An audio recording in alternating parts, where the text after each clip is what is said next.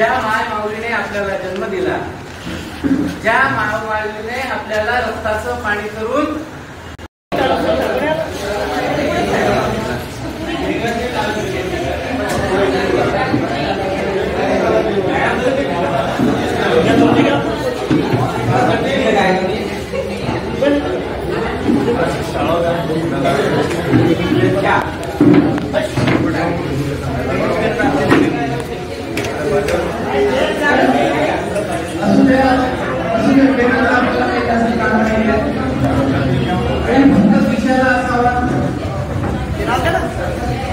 तिथे जाऊन पुढे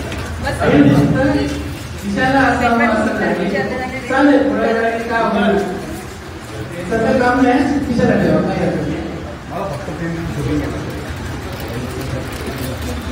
म्हणून विषय होता ते विषय होता विविध समभाव संघटना प्रशिक्षण कार्यक्रम.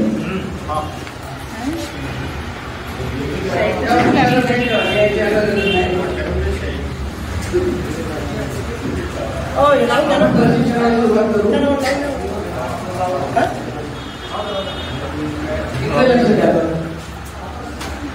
प्रशिक्षणाला सुरुवात करू.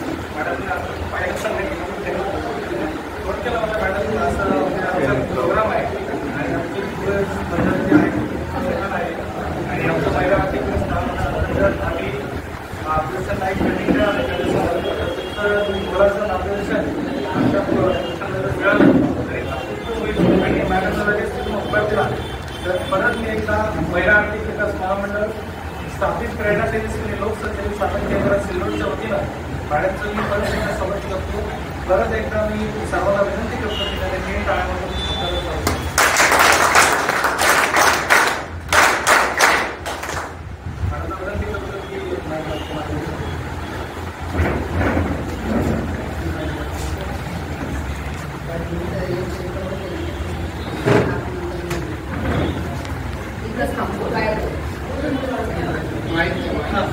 माईकची तशी काही आवश्यकता नाही आहे.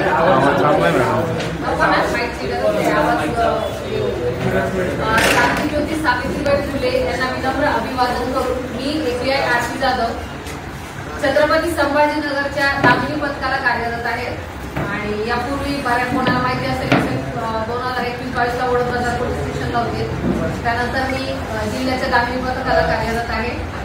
तर आज मला इथं बोलवलं आणि आगळा वेगळा असा कार्यक्रम मला बघायला मिळाला, कारण की कधी दामिनी पथकाचे व्याख्यान वगैरे असले तर फक्त महिलांसाठी आयोजित केलेले असतात.